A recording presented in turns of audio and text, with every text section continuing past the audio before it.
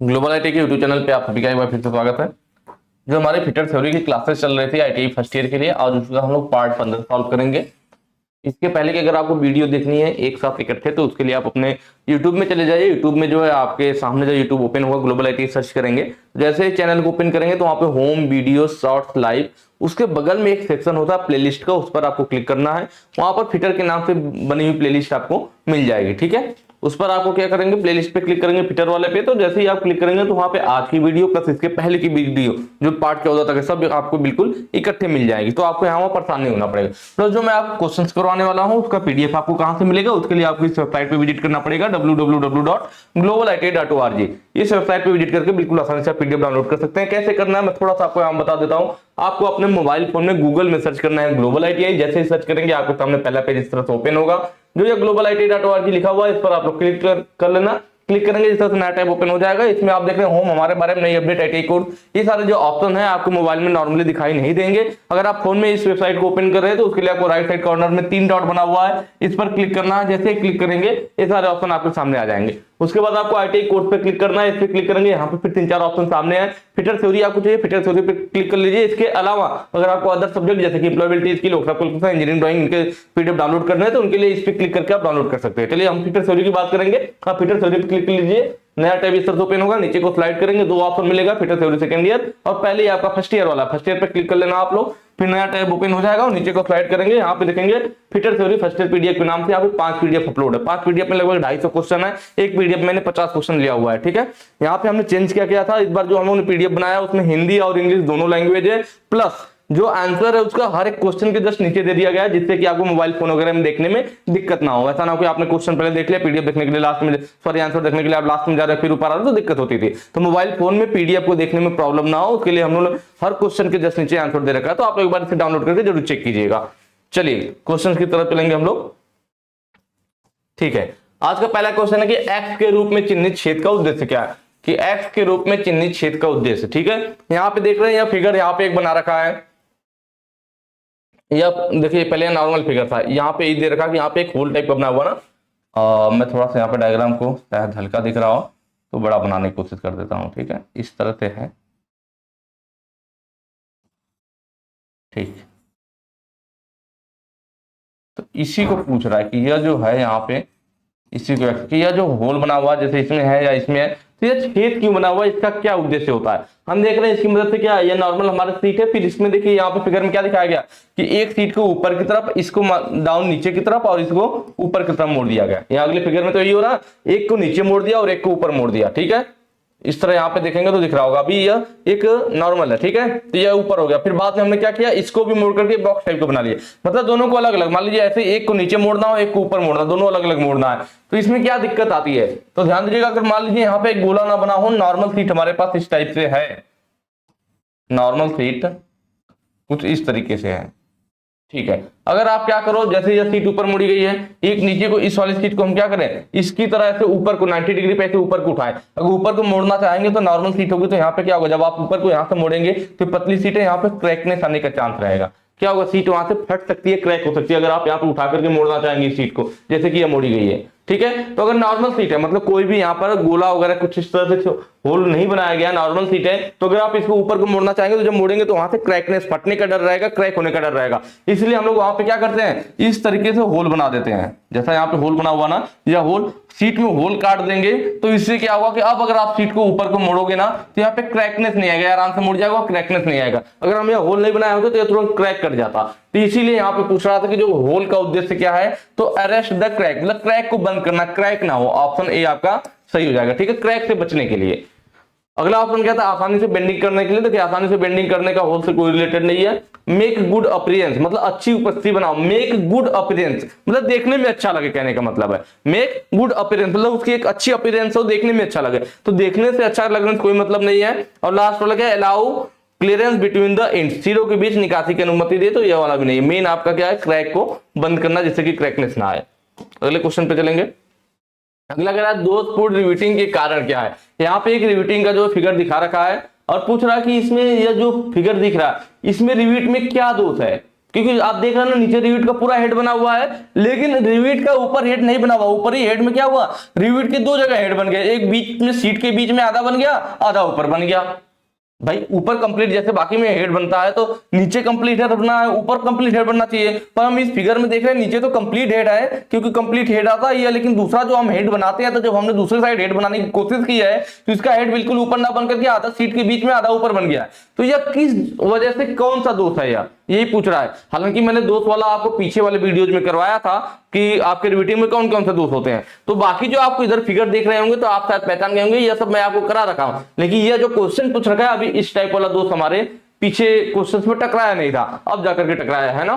तो चलिए इसको देखते हैं क्या दिक्कत हो सकती है। देखिए पहला कह रहा है ऑप्शन बर्थ बिटवीन प्लेट्स। जैसा कि मैं आप लोगों को बार बार बताता हूं कि अगर आप लोग डिटेल में पढ़े रहेंगे तो आप ऑप्शन बेसिस पे, जैसे आपको एक क्वेश्चन नहीं आया तो आप यहाँ पे, मैंने बताया था पहले भी कि आपको यहाँ पे क्वेश्चन को छोड़ करके आगे नहीं बढ़ना है, आप एक बार ऑप्शन को चेक करोगे कि क्या मुझे ऑप्शंस के बारे में पता है। तो यहाँ पे आप देखोगे तो आपको 3 ऑप्शन जानते होंगे, तो जो चौथा बचेगा वो अपने आप इसका हो जाएगा, क्योंकि बाकी जो तीनों ऑप्शन है आपने पढ़ रखा है। तो हमें कभी भी क्वेश्चन पढ़ के उसको छोड़ करके आगे बढ़ने की जरूरत नहीं कि यार ये तो क्वेश्चन मुझे आ ही नहीं रहा है, ये तो नया फिगर आगे नहीं। अगर आपको इस टाइप से सिचुएशन एग्जाम में बनती है तो एक बार ऑप्शन पे जरूर विचार करें, ठीक है। ऑप्शन बेसिस पे भी क्वेश्चन सॉल्व किया जाता है, मैंने पिछली वीडियो में बताया था।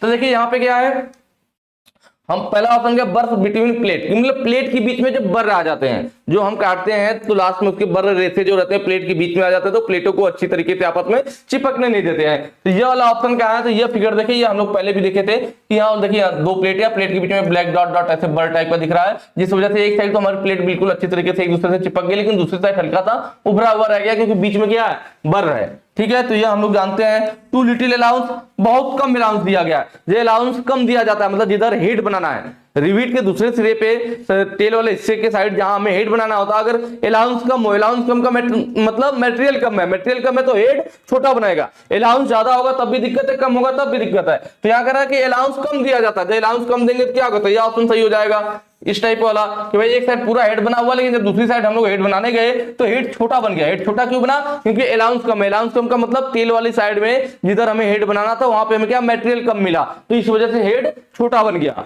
तो ये वाला भी पता है हमें। अगला क्या कह रहा है, प्लेटों का अनुचित जुड़ाव, चलिए इसको अभी छोड़ते हैं। लास्ट क्या है, too much allowance given, too much allowance given, बहुत ज्यादा जुड़ाव, इस थोड़ा गड़बड़ हो गया ना।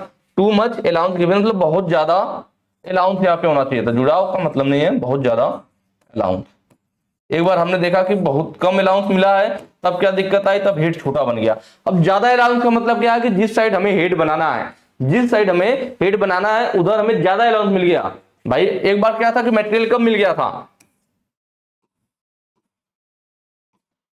ठीक है, एक बार क्या हुआ था, हमें मटेरियल कम मिल गया था, तब भी दिक्कत थी कि हमारा मटेरियल कम मिला, हेड छोटा बन गया। अब मटेरियल ज्यादा मिल गया, मटेरियल ज्यादा मिल गया तो जब आप इधर हेड बनाने की कोशिश करोगे तो ज्यादा होने की वजह से क्या होगा, यह हेड की तरफ देखिए, यह हेड बन तो रहा है लेकिन थोड़ा सा मटेरियल बाहर को फैल जा रहा है। इधर भी हेड बनने की कोशिश कर रहा है, यहीं पे खत्म, लेकिन थोड़ा सा मटेरियल बाहर को फैल जा रहा है। क्यों, क्योंकि यहाँ पे अलाउंस ज्यादा है, मतलब मटेरियल ज्यादा है, ठीक है, जिस वजह से दोनों साइड हमारा एक्स्ट्रा मटेरियल निकल गया है। तो यहाँ पे कौन था, टू मच अलाउंस, जब ज्यादा अलाउंस देंगे तब यह दिक्कत होगी, कम अलाउंस देंगे तो हेड छोटा बन जाएगा। अब बचा क्या, हम देख रहे हैं इम्प्रॉपर ज्वाइनिंग ऑफ प्लेट, यह अभी हम लोगों ने नहीं पढ़ा था, प्लेटों का अनुचित जुड़ाव। तो वही चीज है कि यहाँ पे जो दोनों प्लेटें हैं इनका जुड़ाव सही से नहीं हुआ है, इनके बीच में गैप रह गया था, तो ऑप्शन सी सही हो जाएगा कि भाई यहाँ पे हम देख रहे हैं 2 प्लेटें थी, दोनों प्लेटें उचित तरीके से, अनुचित जुड़ाव मतलब प्रॉपर तरीके से आपस में नहीं जुड़ी थी, इस वजह से क्या था, दोनों प्लेटों के बीच में गैप रह गया था। जब गैप रह जाएगा प्लेटों के बीच में, तो जब आपने हेड बनाया तो यहाँ गैप पा करके आधा हेड यहाँ बन गया, आधा हेड यहाँ बन गया, ठीक है। तो प्लेटों का अनुचित जुड़ाव का मतलब यहाँ पे हमने रिवेट सेट यूज नहीं किया था, अगर रिवेट सेट यूज किया होता तो दोनों प्लेटें आपस में अच्छी तरीके से जुड़ गई होती, उसके बाद आप हेड बनाते तो कोई दिक्कत नहीं आती। बट यहाँ पे दोनों प्लेटों को रिवेट सेट यूज नहीं किया गया, इस वजह से इन दोनों सेटों के बीच में गैप रह गया था, जिस वजह से जब हमने हेड बनाया था आधा जहां गैप मिला यहाँ हेड बन गया, आधा यहाँ बन गया। तो यह ऑप्शन सी सही हो जाएगा, प्लेटों का अनुचित जुड़ाव है, प्लेट प्रॉपर तरीके से जुड़ी नहीं है। नेक्स्ट क्वेश्चन पे चलेंगे। अगला कह रहा है साइड किनारे से पहली रिवेट की दूरी कैसे निर्धारित की जाती है। तो मान लीजिए किसी प्लेट पे हम लोग क्या लगा रहे हैं, रिवेट लगा रहे हैं, ये हमारी क्या हो गई, प्लेट हो गई, तो किनारे से कितना दूरी छोड़ना चाहिए। मान लीजिए यहाँ पे हमें क्या, अब भाई रिवेट लगाना तो प्लेट में होल रहेगा, यहाँ पे रिवेट लगेगी, ठीक है। तो वो पूछ रहा है कि जब हम किसी प्लेट में रिवेट लगाते हैं तो वही क्या है, साइड के किनारे से पहली रिवेट की दूरी कैसे निर्धारित की जाती है कि किनारे से कितना छोड़े। बात को समझिएगा, दो प्लेटों को हमें जोड़ना है। अगर मान लीजिए हम क्या करते हैं, अगर मान लीजिए हमारे पास प्लेट है और हम क्या करें कि जो रिवेट का होल है वो ज्यादा किनारे पे बना दे। ज्यादा किनारे बनाएंगे तो क्या दिक्कत आएगी, भाई दो प्लेटों को जोड़ना है, तो जब ज्यादा किनारे होल बना के रिवेट बनाने की कोशिश तो ये क्या होगा, थोड़ा सा भी प्रेशर पड़ेगा तो यहाँ पे प्लेट फट जाएगी और होल से क्रैक होकर के रिवेट बाहर निकल जाएगी। होल क्रैक होकर क्या होगा, रिवेट बाहर निकल जाएगा। इसलिए ज्यादा किनारे हम लोग क्या कर सकते हैं, होल नहीं बना सकते हैं। लेकिन अगर आप कहिए कि ऐसी दिक्कत है तो हम ज्यादा अंदर ही बना देते हैं। अगर लेकिन ज्यादा अंदर बना देंगे तो हमें दो सीटों को जोड़ना है ना। अगर होल आपने क्या कर दिया, दो सीटें हैं, एक सीट यह हो गई, एक सीट दूसरी यह हो गई मान लीजिए। अब हमने क्या किया, इनको जोड़ने के लिए होल कुछ ज्यादा अंदर यहां बना दिया। अब देखिए, अब होल ज्यादा अंदर हो जाएगा, रिवेट आप यहां लगा दोगे, क्या होगा, यहाँ किनारे से अधिक दूरी अगर बढ़ जाएगी तो वो क्या करेगा, बार बार खुल जाएगा, क्योंकि आपका यहाँ पे इधर प्रेशर थोड़ा नजदीक रहेगा रिवेट तो दबाए रहेगा, तो किनारे खुलेंगे नहीं, जुड़े रहेंगे। लेकिन ज्यादा अंदर रिवेट हो जाएगा तो क्या होगा, ये किनारे से खुल जाएगा। भाई रिवेट अंदर है तो बाहर बार बार किनारे दोनों जो प्लेट आपस में जुड़ी होंगी वो क्या होंगी, खुल जाएंगी। तो वही कह रहा है यहाँ पे कि साइड के किनारे से पहले रिवेट की दूरी, तो हमें दोनों चीजें ध्यान रखना है कि पहले से मतलब रिवेट जो है किनारे से कितनी दूरी पर हो और कितनी अधिक दूरी पर नहीं हो। मतलब मिनिमम कितना होना चाहिए, अधिकतम कितना होना चाहिए, ऐसा नहीं कि चाहे जितना दूरी यहां बढ़ा दे। तो वही पूछ रहा है कि कितनी दूरी पर होनी चाहिए, तो वह जो होता है हमारा, एक सेकंड रुक जाइएगा, वह 2D होता है। कितनी दूरी पर होता है, यहाँ पे जो दूरी होगी ना, मतलब कितना होना चाहिए, या जो है यहां से तो यह होना चाहिए कितना, 2D होना चाहिए। 2D का मतलब क्या हो गया, 2 गुणे रिवेट का व्यास, मतलब रिवेट के व्यास का दुगुना। जो हमारी रिवेट की व्यास हो गई, आप लोग जानते होंगे रिवेट का सैंक का जो डायामीटर होता है ना, वही क्या होता है हमारा, रिवेट का व्यास होता है। रिवेट के सैंक का जो डायामीटर होता है यही हमारा क्या होता है, रिवेट का व्यास होता है। ठीक है, अगर हमें रिवेट का व्यास कितना दे रखा है, कि रिवेट का व्यास मान लीजिए हमें दे रखा है कितना, कि 10 mm है, कितना है 10 mm है। तो हमसे पूछा जाए कि यहाँ पे जो रिवेट है, यहाँ पे जो रिवेट है इसकी दूरी आप प्लेट पे कितना होना चाहिए, तो यहाँ पे देखिए 2D। 2D का मतलब क्या, 2 गुणे D कितना है हमारा 10 mm है, 10 2 दाम में 20 mm। कहने का मतलब है अगर हमारे रिवेट का व्यास 10 mm है तो प्लेट के किनारे से कितनी दूरी पर होल बना करके रिवेट लगाया जाएगा, तो प्लेट के किनारे से 20 mm की दूरी पर होल बना के लगाया जाएगा। अगर वहीं पे रिवेट का व्यास कितना हो, 5 mm हो, रिवेट का व्यास कितना हो 5 mm हो, तब होल कितना किनारे से दूरी पे रहेगा, तो 2D। 2D का मतलब क्या हो गया, 2 गुणे रिवेट का व्यास, रिवेट का व्यास 5 है तो 5 गुना 10, मतलब तब हमारी जो रिवेट होगी वो किनारे से 10 mm पे लगेगी। तो कितना किनारे से दूरी छोड़ करके लगाना है, ये डिपेंड किस पे करेगा, कि रिवेट का व्यास कितना है। ठीक है, तो ऑप्शन यहाँ पे बी सही हो जाएगा, 2 गुणे रिवेट का व्यास। कितना दूरी होना चाहिए साइड से, 2 गुणे रिवेट का व्यास। लेकिन आपके यूपीआर भिन्न वगैरह जो कॉम्पिटिटिव एग्जाम होते हैं ना, वहां पे इसको 1.5D माना गया है। कितना माना गया है, 1.5D, 1.5 इंटू डी। ये कहां पे माना गया, कोई कॉम्पिटिटिव वाले एग्जाम में माना गया, जबकि यहाँ पे 1.5D तो ऑप्शन में भी नहीं है। ठीक है, निम्मी ने 2 गुणे डी माना हुआ है, तो इसको थोड़ा सा आप लोग ध्यान रखिएगा। ठीक है, तो कितना अंदर होना चाहिए मैंने ये आपको बता दिया, और कितना अंदर नहीं होना चाहिए, मतलब भाई किनारे से कम 2 गुणे डी, मतलब 2 गुणे रिवेट के व्यास के बराबर किनारे से दूरी होनी चाहिए, जो कि क्वेश्चन में पूछा गया था। और किससे अधिक दूरी नहीं होनी चाहिए, तो जो प्लेट की मोटाई है क्या होगा हमारा,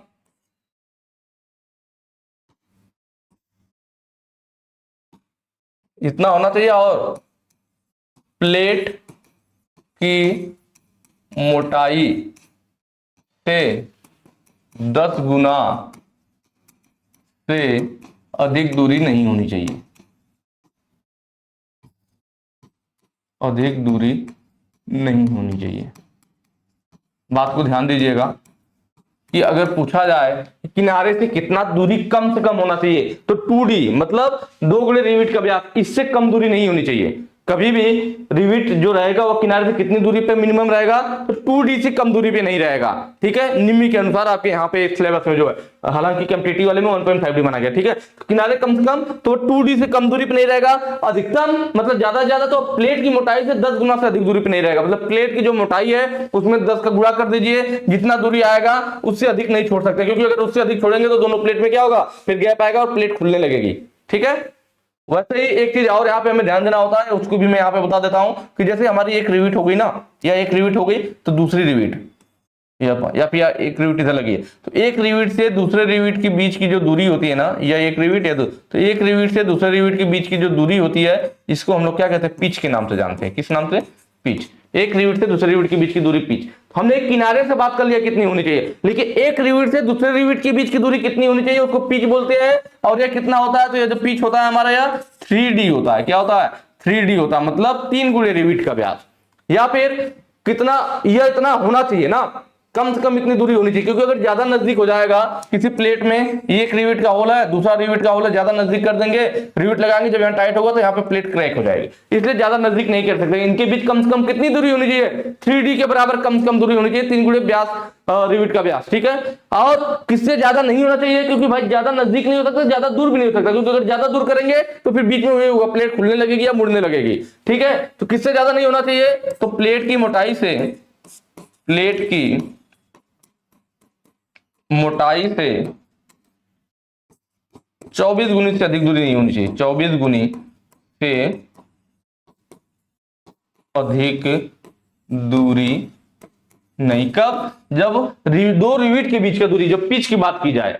ठीक है, किनारे से पूछेगा तो वो वाला, जब दो रिविट के बीच की दूरी पूछेगा तो यह वाला। ठीक है, क्लियर होगा, नोट कर लीजिएगा। चलिए अगला कह रहा है कि हाथ कतरनी मशीन में एक्स के रूप में चिन्हित भाग का नाम क्या है। देखिए हैंड शेयरिंग मशीन है, लीवर शेयर भी कहते हैं, हैंड शेयर भी कहते हैं। तो इसमें कह रहा है कि एक्स से चिन्हित भाग, मतलब इसको पूछ रहा है, यह जो एक्स से चिन्हित भाग है इसको हम लोग क्या कहते हैं। हम लोग सारे पार्ट के नाम देखेंगे, हालांकि ये पहले भी क्वेश्चन आ चुका है कि यह जो नीचे वाला हिस्सा होता है इसको हम लोग बेस कहते हैं, यह ऊपर जिससे कटाई की जा रही है तो यह अपर ब्लेड हो जाएगा, अपर ब्लेड। ठीक है, नीचे जो है यहाँ पे यह क्या हो जाएगा हमारा, लोअर ब्लेड। निचला ब्लेड है तो लोअर ब्लेड, ऊपर वाला है तो अपर ब्लेड। ठीक है, और यहाँ पे जिससे हम लोग यूज करते हैं हम लोग क्या आर्म लीवर बोलते हैं, लीवर आर्म कहते हैं, लीवर आर्म। ठीक है, और यहाँ पे जो यह हिस्सा है जो पकड़ने का काम करता है इसको वहां पे क्लैंप डिवाइस बोल दिया जाता है, या कहीं कहीं पे वाइस भी बोलता है, क्लैंप डिवाइस, या कभी कभी इसको वाइस भी लिखता है, वाइस। अगर इसको पूछ देता कि यह क्या है, हमारी मशीन की बॉडी है, तो यह क्या हो जाता, बॉडी हो जाता। ठीक है, एक्स वाला जो पूछा था कि भाई इसको क्या कहते, तो मैंने बताया ना, इस यहाँ पूछिए यहाँ पूछिए, दोनों की बात है। ठीक है, ये किसकी बात कर रहा, ब्लेड की, कौन सी वाली ब्लेड है, या अपर ब्लेड है, अपर ब्लेड। ये चीज मैंने यहाँ दिखाई थी कि या इसको अपर ब्लेड कहते हैं, या तो इधर से पूछ जाके क्या कहते हैं, तो दोनों अपर ब्लेड है। इसको पूछता तब क्लैंप डिवाइस या वाइस बोला जाता है। ठीक है, तो यहाँ पे क्या हो जाएगा हमारा लीवर आर्म। ठीक है, लीवर आर्म कहां पता चल गया, क्लैंप कहां है पता चल गया हमें, लोअर ब्लेड कहां है यह भी पता चल गया हमें, अपर ब्लेड कहां है तो यह वाला है जिसको इसने क्वेश्चन में पूछा था, तो ऑप्शन डी आपका सही हो जाएगा, क्या, अपर ब्लेड। अगले क्वेश्चन पे चलेंगे। सीट मेटल वर्क में स्टेक का क्या लाभ है, सीट मेटल वर्क में स्टेक का क्या काम है। ठीक है, यह भी क्वेश्चन हम लोग पहले इस टाइप का कर चुके हैं कि मैंने आपको बताया था जैसे फोर्जिंग प्रोसेस होता है, फोर्जिंग में हम लोग मेटल को गर्म करके, मेटल को गर्म करते हैं और उसको फिर पीट करके अन्य प्रोसेस करके उसके गुणों में परिवर्तन किया जाता है। तो जब फोर्जिंग शॉप में होता है तो वो फोर्जिंग शॉप में एक टूल होता है जिसको हम लोग क्या कहते हैं, एनविल। क्या बोला जाता है, फोर्जिंग में एक टूल होता है उसको हम लोग एनविल बोलते हैं, जिसके ऊपर रख करके हम लोग हैमर के द्वारा मेटल पे प्रहार करते हैं, चोट करते हैं, स्ट्राइक करते हैं। ठीक है, तो ये जो एनविल होता है, एनविल क्या काम करता है फोर्जिंग में, तो जो एनविल डिवाइस होता है यह हमारा काम करता है सपोर्टिंग का, यह सपोर्ट प्रदान करता है जिससे कि हम जॉब को उस पर रख करके उस पर चोट लगा सकते हैं, अपना काम कर सकते हैं। ठीक है, तो वहां पे जो फोर्जिंग प्रोसेस होता है उसमें होता है सपोर्टिंग का काम करने वाला जो काम करता है वो एनविल करता है, एनविल के ऊपर ही जॉब को रख करके फिर हैमर वगैरह से स्ट्राइक किया जाता है, प्रहार किया जाता है। वैसे ही अगर सीट मेटल वाले में बात किया जाए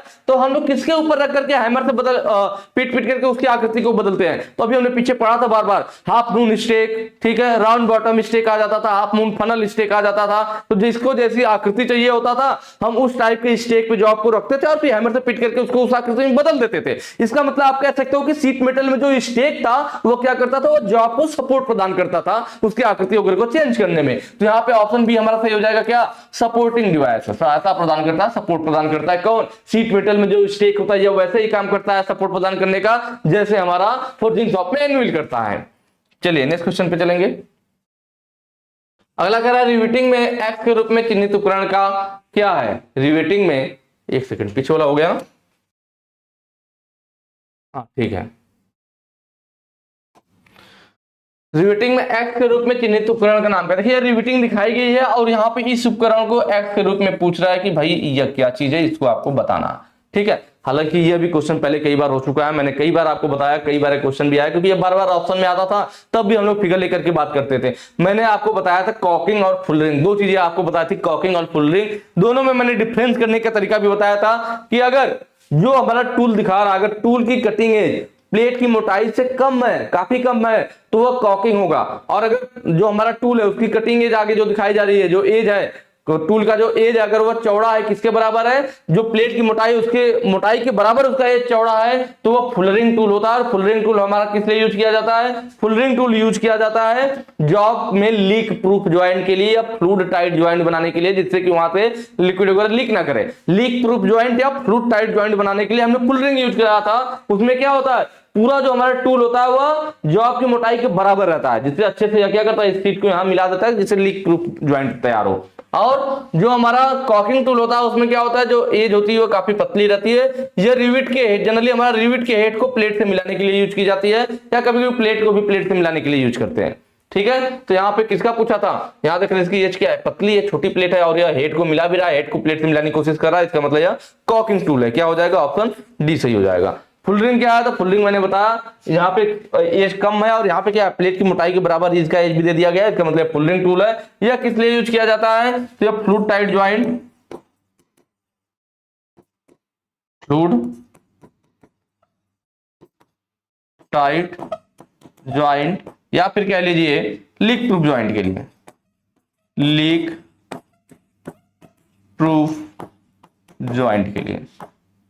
ठीक है, उसके बाद पहला ऑप्शन डॉली पूछा हुआ था, डॉली क्या है, और रिवेट सेट। तो देखिए रिवेट सेट और डॉली दोनों इसी में दिखाया गया है। जो ऊपर वाला हिस्सा है ये हमारा क्या है, रिवेट सेट है, ऊपर वाला जो हिस्सा है हमारा यह रिवेट सेट है, और नीचे जो है हमारा यह क्या है, डॉली है, नीचे वाला क्या है हमारा, डॉली है। ठीक है, यह भी मैं आपको पहले बता चुका हूं कि रिवेट सेट क्या होता है, मतलब सेट करता है, किसको सेट करता है, दो सीटों को एक दूसरे के नजदीक लाने के लिए। देखिए एक सीटिया है, एक सीटिया है, मैं ऊपर अभी पहले आपको रिवेट सेट का थोड़ा फिगर ड्रा कर देता हूं। ये कुछ इस टाइप की आकृति में, ये वाली जो आकृति मेरी लाइन जा रही है ना, यही हमारा क्या है, रिवेट सेट का फिगर है।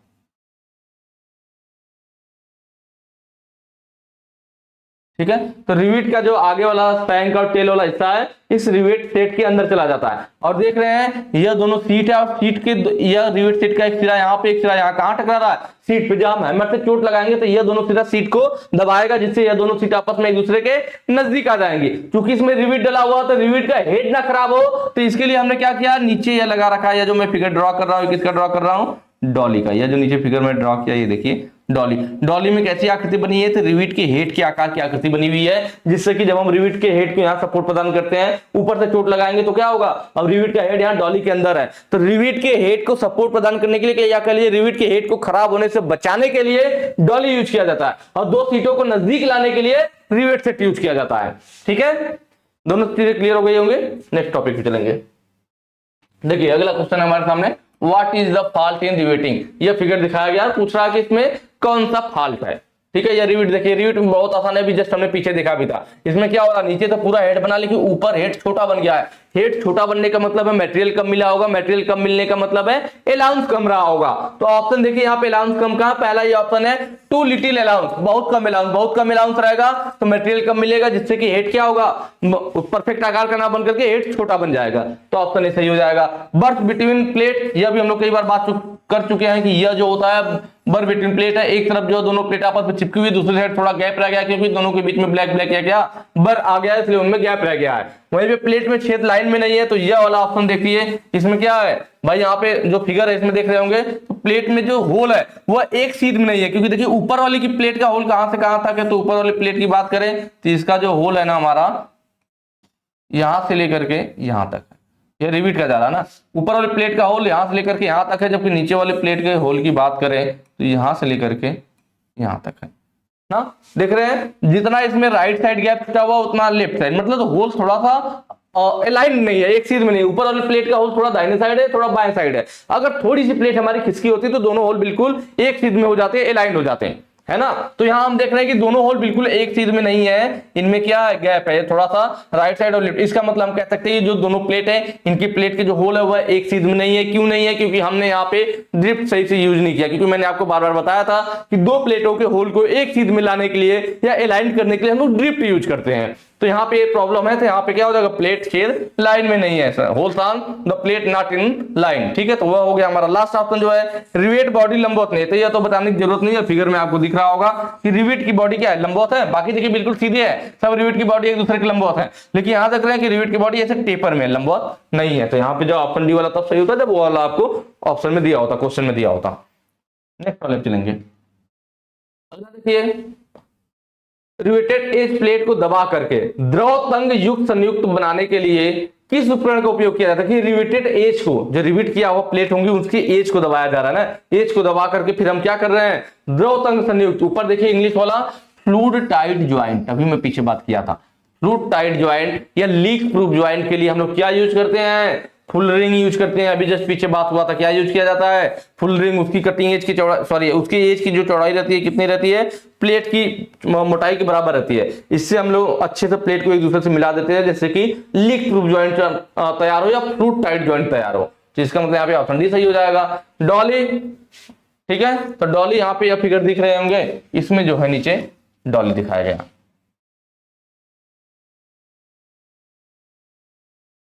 अभी मैंने पीछे भी आपको बताया था कि डॉली क्या होता है। ठीक है, डॉली क्या करता है, रिवेट के हेड को सपोर्ट प्रदान करता है। जब भी हम चोट लगाते हैं तो रिवेट की हेड खराब ना हो, उसको सपोर्ट प्रदान करने के लिए नीचे हमारा क्या होता है, डॉली लगाया जाता है जिससे सपोर्ट प्रदान करे। ठीक है, ऊपर की जरूरत नहीं हमें जानने की, क्योंकि ऊपर के क्वेश्चन में पूछा ही नहीं, नीचे का पूछा था, तो ये डॉली हो गया हमारा। ड्रिफ्ट, ड्रिफ्ट क्या है, तो यहाँ पे देखिए ड्रिफ्ट दिखाएगा कि दो प्लेटें हैं, दो प्लेटों को होल के एक चीज में लाने के लिए हम लोग किसका, ड्रिफ्ट का यूज करें। ड्रिफ्ट ठोक देंगे, दोनों थोड़ी बहुत होल अगर इधर आगे पीछे होगा, जैसे कि पीछे फिगर में था, तो ड्रिफ्ट जाएगा तो दोनों को खींच करके एक चीज में ला देगा। तो होल को अलाइन करने के लिए, एक चीज में लाने के लिए ड्रिफ्ट यूज करते हैं। कॉकिंग, तो यह वाला देखिए कॉकिंग का है। कॉकिंग फुलरिंग में मैं अभी जस्ट पीछे आपको बताया था अंतर, कि इसकी जो एज की चौड़ाई रहती है ज्यादा रहती है, इसकी एज की चौड़ाई थोड़ी सी रहती है, और यह रिवेट के हेड को प्लेट से मिलाने के लिए, प्लेट के किनारे को प्लेट से मिलाने के लिए यूज किया जाता है। चलिए नेक्स्ट क्वेश्चन पे चलेंगे। अगला है, विभिन्न प्रकार के हेम और सीम बनाते समय अलाउंस की आवश्यकता क्यों होती है? देखिए विभिन्न प्रकार के हेम और सीम, सीम क्या है, सीम मतलब ज्वाइंट। एक तरह से मैंने आपको बताया था, अगर दो प्लेटें हमें आपस में जोड़नी है तो एक प्लेट को लीजिए ऐसे मोड़ दीजिए, दूसरी प्लेट को लेके ऐसे मोड़ दीजिए, दोनों को आपस में फंसा करके अच्छे से टाइट कर दे। ग्रूवर के द्वारा इस ज्वाइंट को हम लोग टाइट करते हैं जिससे कि आपस में खुले ना। तो ये जो ज्वाइंट होता है हमारा सीम ज्वाइंट कहलाता है। जबकि यहीं पे बात करें हेम की, तो हेम भी मैं आपको बताया था कि जो हमारी सीट होती है, जो सीट मेटल होता है, धातु की चादर होती है, पतली होती है। अगर पतली धातु की चादर है, पतली धातु की सीट है, तो उसके किनारे क्रैक हो सकते हैं, फट सकते हैं। तो उसके लिए मैंने बताया था कि किनारे क्या होंगे, पतले होते हैं भाई, तो वो फट जाएगा, बीच से जल्दी फटने का चांस नहीं होता। जैसे अगर आपका कागज का पेपर भी हो तो आप देखोगे वो जल्दी बीच से नहीं, किनारे से फटना शुरू होता है ना, किनारे से थोड़ा तो भी फटा तो पूरा फट जाएगा। तो बीच से फटना नहीं फटता जल्दी। तो हम किनारे को अगर मजबूत कर दे तो बीच वाले में चांस नहीं रहेगा। इसलिए आप लोग कापियों पर देखते हैं जो टेप होता है, वो कापी की क्या होता है, किनारे किनारे टेप चिपका दिया जाता है उसके कवर, तो फिर वो किनारा नहीं फटेगा तो बीच का भी नहीं फटेगा। तो वही हमारी ये सीट मेटल की सीट होगी ना। तो अब हम इसके किनारे को मजबूत करने के लिए क्या करेंगे, पतला किनारा है तो यहाँ पे मान लीजिए 5-6 mm मोटाई चौड़ाई में लेकर के इसको एक बार मोड़ देंगे। इसको एक बार क्या 5-6 mm चौड़ाई में इसके किनारे को एक बार मोड़ देंगे। तो अब ये किनारा पहले पतला था, अब एक बार मुड़ गया तो अब वो किनारा मोटा हो गया। अब अच्छे से पीट दीजिए, अब किनारा मोटा हो गया, किनारा नहीं फटेगा तो बीच से भी नहीं फटेगा। तो ये जो हमने मोड़ दिया किनारे को थोड़ा सा क्या 5-6 mm की चौड़ाई में इसको एक बार मोड़ दिया जिससे कि किनारा मजबूत हो जाए, उस चीज को हम लोग क्या बोलते हैं, हेम बोलते हैं। क्या बोलते हैं, किनारे को मजबूत बनाने के लिए जो प्रोसेस किया जाता है इसी को हेम बोलते हैं। और अगर ज्यादा पतली सीट है तो हम किनारे को 2 बार मोड़ देते हैं। किनारे को एक बार मोड़ने के बाद दोबारा एक बार और मोड़ देंगे जिससे कि वो अच्छे तरीके से मजबूत हो जाए और फटे ना, तो उसको लोग डबल हेम बोल देते हैं। क्या बोल देते हैं, डबल हेम।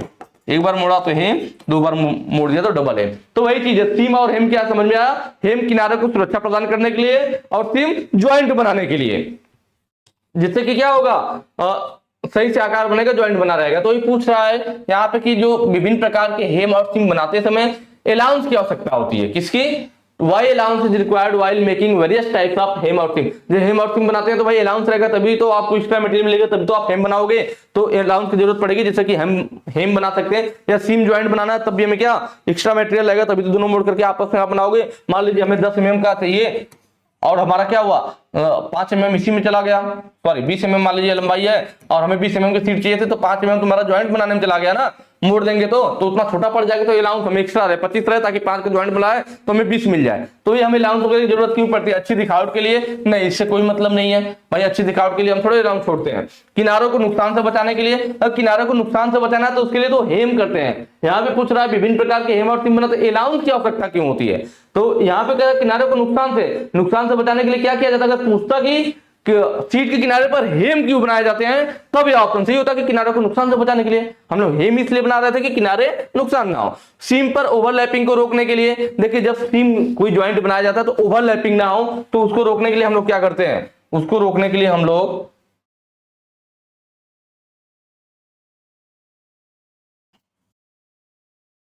ठीक है, मान लीजिए हमारी क्या सीट हो गई, अब इस सीट को यहां से हमें मोड़ना है।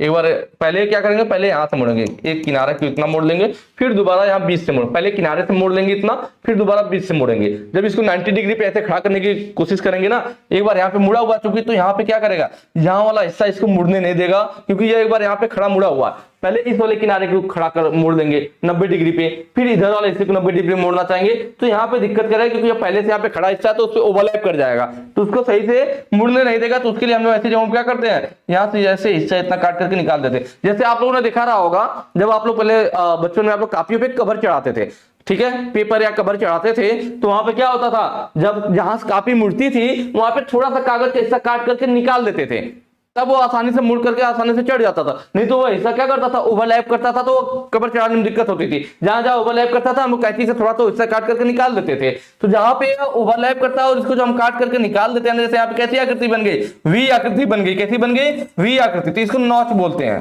क्या बोलते हैं? नॉच। चूंकि भी की आकृति है तो वी नॉच बोल दिया जाएगा, ठीक है। मतलब जहां भी सीम बनाते समय किनारे ओवरलैप करते हैं, तो उनको बचाने के लिए, ओवरलैप ना करें और अच्छे से ज्वाइंट तैयार हो जाए, उसके लिए जो मटेरियल काट करके वहां से निकाल दिया जाता है उसको नॉच बोला जाता है। जिस आकृति में निकाल दिया जाएगा वी नॉच, स्क्वायर आकृति में काट के निकालेंगे स्क्वायर नॉच। तो इस तरह से हम लोग नॉच बोलते हैं उसको, ठीक है। तो सीम पर ओवरलैपिंग रोकने के लिए हमें क्या किया, नॉच किया जाता है, ना कि अलाउंस छोड़ा जाता है। तो यह भी सही है। लास्ट ऑप्शन बच गया, सही आकार बनाए रखे और ताकत में सुधार के लिए। देखिए आप क्या हेम बना देंगे, हेम बना देंगे तो उसके किनारे मजबूत हो जाएंगे, मतलब उसके ताकत में, स्ट्रेंथ में सुधार आ जाएगी। भाई हेम बनाने से क्या होगा, मजबूत होगा और ताकत में सुधार आएगी। और अलाउंस हम इसलिए छोड़ेंगे कि अलाउंस की आवश्यकता क्या होगी, अलाउंस छोड़ दिया हमने तो एक तो सही आकार का बन पाएगा। भाई अलाउंस छूटा रहेगा तभी सही आकार बनेगा ना। नहीं पता चला आपको 20 mm की सीट चाहिए, वो जो मैं अभी आपको बता रहा था कि हमें 20 mm की सीट चाहिए, हमने 20 mm ले लिया, अब किनारे मजबूत करना है तो हमने इसके लिए हेम बना दिया, 5 mm इसमें चला गया, अब हमारी सीट 15 mm की हो गई। हमें जो साइज चाहिए था वो तो नहीं मिल पाएगा ना, बेकार हो गया। इसीलिए अब हमें क्या है, 20 mm की चाहिए तो हम अलाउंस छोड़ेंगे, 25 mm की सीट ले रहेंगे, 5 mm अलाउंस छोड़ देंगे, जिससे कि जब हम हेम बनाएंगे तो एग्जैक्ट हमें 20 mm की मिल जाएगी। मतलब सही साइज का, सही आकार का मिल पाएगा कब, जब हम अलाउंस छोड़े रहेंगे तब। और ताकत में भी सुधार होगा अगर हेम बनेगा तो ऑप्शन डी हमारा सही हो जाएगा कि सही आकार बनाए रखे और ताकत में सुधार के लिए हम लोग क्या करते हैं, अलाउंस छोड़ते हैं। नेक्स्ट पे चलेंगे। अगला कह रहा है जोड़ और शोल्डर के लिए कौन सी धातु की सीट सबसे आसान है। इसके लिए जोड़ और शोल्डर के लिए, ठीक है। देखिए जो नीचे दे रखा है गैल्वेनाइज्ड आयरन सीट, यह कब होता है, तो जो हमारी नॉर्मल रॉट आयरन की सीट हो, ठीक है, और नॉर्मल हमारी क्या रॉट आयरन पिटवा लोहा जो होता है, रॉट आयरन की सीट हो, तो उस पर हमें क्या करना हो, उस पे जिंक की परत चढ़ा। क्योंकि नॉर्मल अगर रॉट आयरन या पिटवा लोहे की हमारी चादर है धातु की, तो उस पे क्या होगा, उस पे जंग लगेगा, उस पर क्या लगेगा, हमारा जंग लगेगा। तो जंग ना लगे इसके लिए हम क्या करते हैं, उस पर जिंक की हल्की सी घोल बना करके जिंक का, उसमें उसको डुबो करके निकाल लेते हैं, जिससे कि उस ब्लैक आयरन सीट पे कह लीजिए या पिटवा लोहे की सीट हो, उस पे क्या होगा, जिंक की परत चढ़ जाएगी, जिससे उसका जंग से सुरक्षा होगा। तो जब जिंक की परत चढ़ जाती है, जंग से सुरक्षा करे, तो उसे गैल्वेनाइज्ड आयरन बोलते हैं, ठीक है। स्टेनलेस स्टील सीट क्या होती है, तो जब हम लोग क्या करते हैं, सीट की सुरक्षा के लिए उस पर निकिल और क्रोमियम की परत चढ़ा दें तो स्टेनलेस स्टील सीट हो जाती है, यह भी हमारी जंग से सुरक्षा करती है। और यहाँ पे लेकिन क्या पूछा था, यहाँ पूछ रहा है जोड़ और शोल्डर के लिए कौन सी धातु की सीट सबसे आसान है। तो हमें मालूम है भाई जोड़ और शोल्डर के लिए, देखिए शोल्डरिंग बात कर रहा है, शोल्डर द्वारा जो ज्वाइंट बनाएंगे हम, तो शोल्डर में क्या होता है, शोल्डर में हमारा होता है टीन प्लस लेड। भाई हार्ड शोल्डर सॉफ्ट शोल्डर होता है, तो अगर हम सिर्फ शोल्डर बोल रहे हैं, मतलब वो जो तार होता है, आपने रांगा देखा होगा सोल्डरिंग करते समय, जो रांगा जिसको कहते हैं, रांगा लोग बोलते हैं ना, पतला सा तार होता है जो पिघलाते हैं, उसी को शोल्डर बोला जाता है। क्या बोलते हैं उसको दरअसल, और जिससे सोल्डरिंग करते हैं हम लोग उसको शोल्डर बोल देते हैं, वो सोल्डरिंग आयरन होता है। ध्यान दीजिएगा, इस चीज के कॉन्सेप्ट को क्लियर कीजिएगा। कि जिसके द्वारा सोल्डर किया जाता है जनरली हम लोग उसको सोल्डर बोल देते हैं, लेकिन जिससे सोल्डर करते हैं हम लोग उसको सोल्डरिंग आयरन बोलते हैं। क्या बोलते हैं? Soldering iron. और जिस रांगे को जो पतले से वायर को पिघलाते हैं ना, वह सोल्डर होता है। वह क्या होता है? सोल्डर होता है। किसका बना होता है? नॉर्मल सोल्डर जो सॉफ्ट सोल्डर था टीन और लेड का बना होता है। लेकिन अगर हमें किचन के किसी सामग्री को, किचन में यूज होने वाले सामग्री को अगर सोल्डरिंग करना है तो उसमें हम लोग लेड यूज नहीं करते हैं। क्या नहीं यूज करते हैं? लेड। लेड का मतलब यह क्या है? शीशा है। शीशा को यूज नहीं किया जाता है। क्यों नहीं यूज किया जाता है? क्योंकि ये जो शीशा होता है ना हमारा, यह जहरीला होता है। शीशा क्या होता है? जहरीला होता है। इस वजह से किचन वगैरह की जो सामान, ऐसी चीजें हैं जो किचन में यूज होने वाली है, तो वहां पर हम लोग क्या करेंगे? लेड या शीशा का यूज नहीं करेंगे उस सोल्डरिंग में। उस सोल्डरिंग में सिर्फ और सिर्फ किसका यूज किया जाएगा? टीन का यूज किया जाएगा। किसका यूज किया जाएगा? टीन का यूज किया जाएगा। और यहाँ पूछा भी था जोड़ा और सोल्डर के लिए कौन सी धातु की शीट सबसे आसान है, तो देख रहे हैं टीन हमेशा रहता है, भले ही शीशा को हटा दिया जाए ऐसी जगहों से। तो यहाँ पे क्या हो जाएगा? ऑप्शन ए सही हो जाएगा कि भाई टिंड प्लेट। क्या सही हो जाएगा? Tinned plate. चलिए नेक्स्ट क्वेश्चन पे चलेंगे। अगला कह रहा है शीट मेटल के काम में कौन सी धातु बहुत नरम और भारी होती है? देखिए यहाँ पे जो दिखाया गया ब्लैक आयरन है, तो आप जानते हैं बिल्कुल नॉर्मल आयरन की सीट है, लोहे की चादर है या पिटवा लोहे की चादर मान लीजिए, जिसपे कोई भी परत नहीं चढ़ाएगी, उसकी जंग से सुरक्षा के लिए बिल्कुल नॉर्मल आयरन है। एल्युमिनियम है, कॉपर सीट है। और पूछा क्या है कि कौन सी धातु बहुत नरम और भारी भी हो? धातु क्या हो? नरम के साथ साथ भारी होनी चाहिए। तो यह लीड जो या शीशा होता है, लीड नहीं लेड होगा। लेड का मतलब क्या? शीशा। यही हमारी सब धातु है जो सबसे अधिक भारी होती है और सॉफ्ट भी होता है। क्या होता है? सॉफ्ट और भारी होता है। ऑप्शन ए यहाँ पे सही हो जाएगा। नेक्स्ट क्वेश्चन पे चलेंगे। कौन सी धातु की सीट पानी और मौसम के संपर्क को झेल सकती है? इनमें से कौन सी धातु की सीट है जो पानी और मौसम के संपर्क को झेल सकती है? देखिए ब्लैक आयरन का मतलब है कोई भी कोटिंग नहीं की गई है, तो ब्लैक आयरन तो भाई जैसे ही संपर्क में आएगा भारी वातावरण के, तुरंत जंग पकड़ लेगा। तो यह तो सही हो नहीं सकता। ठीक है, लास्ट वाला जो मेन देखा जाए तो देखिए गैल्वेनाइज्ड आयरन जो होता है, मैंने अभी आपको बताया था कि जो ब्लैक आयरन सीट होती है उसको क्या करें? जिंक का घोल बनाया जाएगा। किसका घोल बनाया जाएगा? जिंक का घोल बनाया जाएगा। और जिंक के घोल में हम लोग इस सीट को क्या करेंगे? डुबो करके निकाल लेंगे, उस पर जिंक की परत चढ़ जाएगी। जब उस पर जिंक की परत चढ़ जाती है तो उस सीट को गैल्वेनाइज्ड आयरन सीट बोलते हैं। और यही वो सीट है जो क्या है? पानी और मौसम के संपर्क को झेल सकती है। जनरली हम लोग इसका अनाज वगैरह रखने के लिए इसके क्या, इसके बक्से बनाए जाते हैं, इसके ड्रम वगैरह बनाए जाते हैं, जिससे कि कंटेनर बनाए जाते हैं, उसमें लोग अनाज वगैरह रखते हैं। तो वो गैल्वेनाइज्ड आयरन सीट होती है। ऑप्शन डी सही हो जाएगा। अगले वाले पे चलेंगे।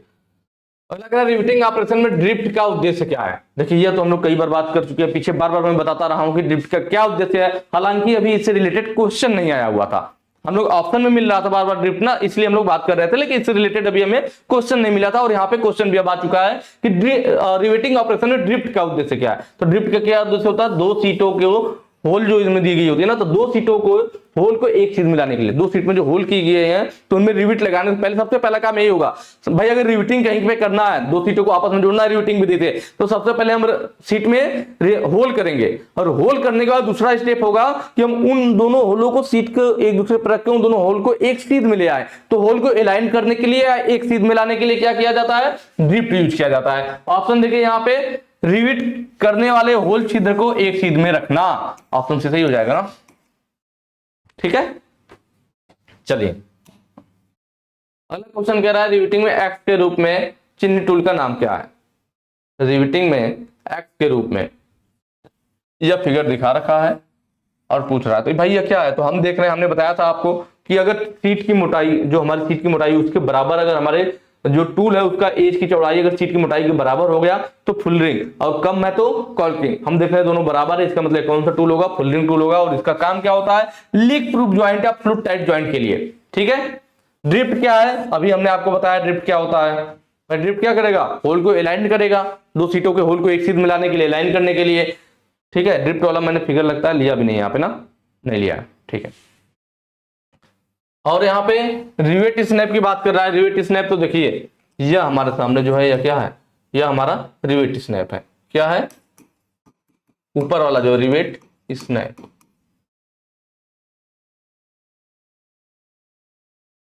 देखिए रिवेट स्नैप और क्या कहते हैं, ये जो मैं लाइन खींच रहा हूं ये रिवेट स्नैप का फिगर है। और नीचे जो है ना, यह जो मैं फिगर खींच रहा हूं ये डॉली है।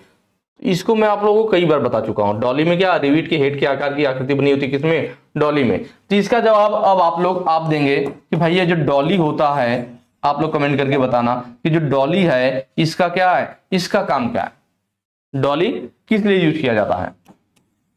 ठीक है, और रिवेट स्नैप की यूज करते हैं, दोनों का, रिवेट स्नैप किस लिए यूज करते हैं और डॉली किस लिए यूज करते हैं, इसका कमेंट करके आप लोग बताएंगे, क्योंकि ये मैं कई बार आप लोगों को बता चुका हूं। कॉकिंग टूल कौन सा है, तो देखिए यह वाला है। यहाँ पे देखिए इस टूल का क्या है, एज की चौड़ाई इस सीट की मोटाई से बहुत कम है, तो एज की चौड़ाई कम तो कॉकिंग टूल, और अगर चौड़ाई उसके बराबर तो फुल टूल।